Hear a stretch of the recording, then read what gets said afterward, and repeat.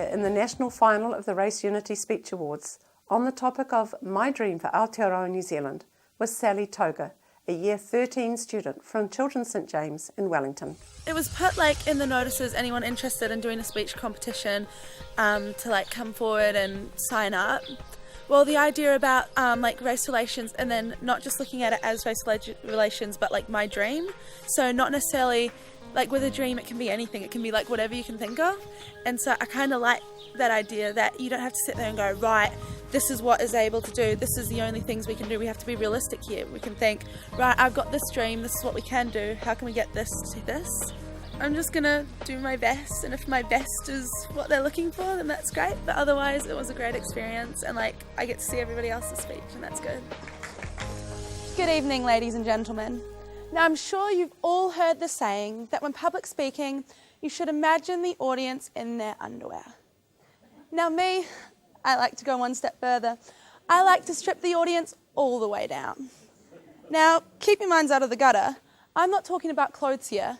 I mean all the way down, to the bones, the bleached white skeleton that everyone, everywhere has.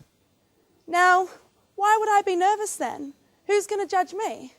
We're all just a collection of bones. Human. Now, what if I didn't just use this as a way to calm myself down? What if it became my philosophy? If suddenly I saw everyone as human, regardless of race, religion, skin colour, or culture? If my perception of someone was based purely on what they did and said, rather than what they looked like or believed in? Now, you guys are probably all sitting there going, I do that already. I don't judge people. But do you really not? I'm not talking about racism here. I'm talking about any instance where you use race, religion, or culture to distinguish someone. Think about it. When you go to describe someone, their race, religion, or culture, especially if it's different to the norm, would be one of the first things that would come to mind. Even as I stood up here, you would have heard my European-sounding name and saw my white skin, and you would have made assumptions on me without even noticing. But let's be honest, who cares? Does it even matter if you call the new girl at school Asian or correctly assume that I'll be giving my speech in English today?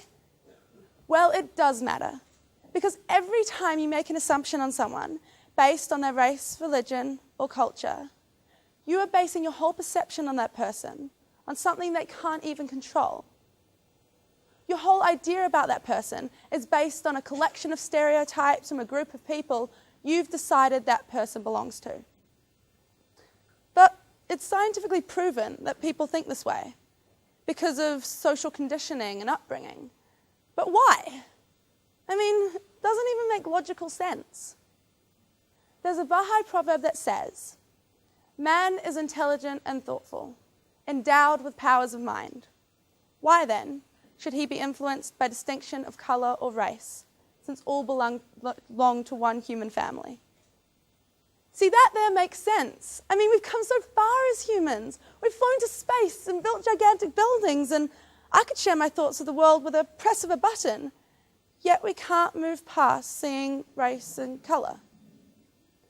My dream for New Zealand is that we peel back the layers, see past the accents and the pigments, see a human, not an Indian or an Asian or a white person, that we can see and respect all cultures without the influence of stereotypes.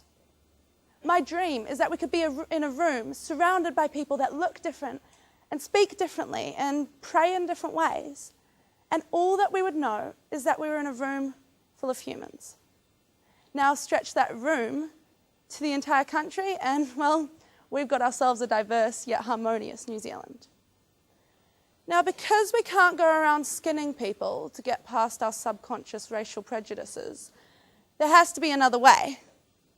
And while it would be great, I can't really expect the whole of New Zealand to give up their racial stereotypes overnight. Instead, I say we start small. If someone sits next to you on a bus or is new to your school or workplace, don't think of them in a cultural or racially motivated way. Don't use these things to define them. Remove these words from your vocabulary.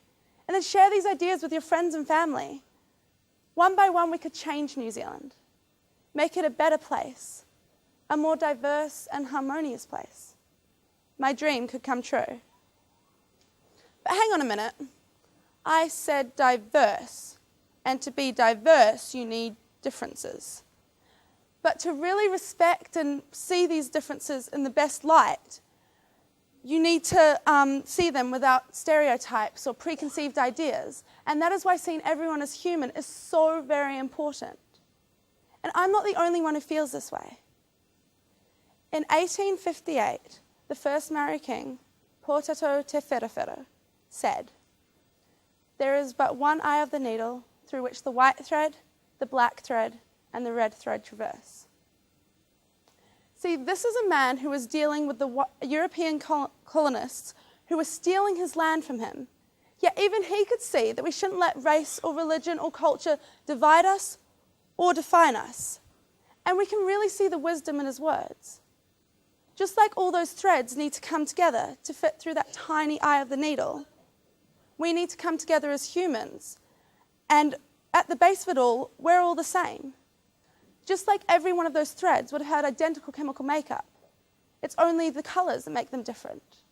Just like race, religion, and culture makes every one of us think and act differently. But these differences are a great thing. They're one of the greatest things about our diverse country. And if we really want to see how great these are, we need to see these differences without preconceived ideas and stereotypes. But what do I know about culture? I'm just a little white girl, part of the majority. And if I'm being honest, I don't have a single underlying cultural or religious background that makes me who I am. Instead, I'm me because of a whole mishmash of cultures. I was born in England. My mother's a Kiwi, my father's Australian, and my great-grandfather was born in Ireland. Yet I spent the majority of my life in Asia. You lost yet? Don't worry, I'm a little bit confused too. But what I do know is that all of these cultures have combined to make me a better and more thoughtful person. And I don't distinguish these cultures. I don't say that I'm an academic because I lived in Asia, or that I love lamb because I'm a Kiwi. No, I just know that the best bits of all these cultures have combined to make me, well, me. And I'm better for that. Just like if we all strip back the stereotypes and let every human bring forth the best bits of their culture, New Zealand would be better for it too. One of the biggest parts of my cultural background was growing up in Singapore.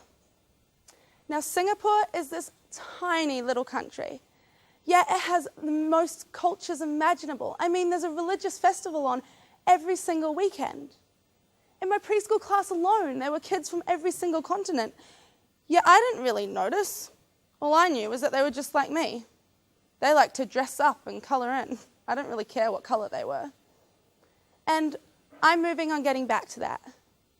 And so should you. So now that I've stripped you guys all down, as one bag of bones to another, I ask you, strip everybody down. See the bleached white bones of a human in everyone, so you can see and respect their cultures without preconceived ideas or stereotypes. Change your own perception of the world, and the country will follow. Thank you. I went into this just as a bit of fun. I didn't expect anything to come of it. Even the regionals was a complete shock because I thought I knew the winners down. I had it sorted, and the same with last night. Everyone was amazing. The caliber was so high. And the fact that I get to join the other 7 speakers who are incredible is crazy because I'm just little old me and they're with all these big words and fancy ideas.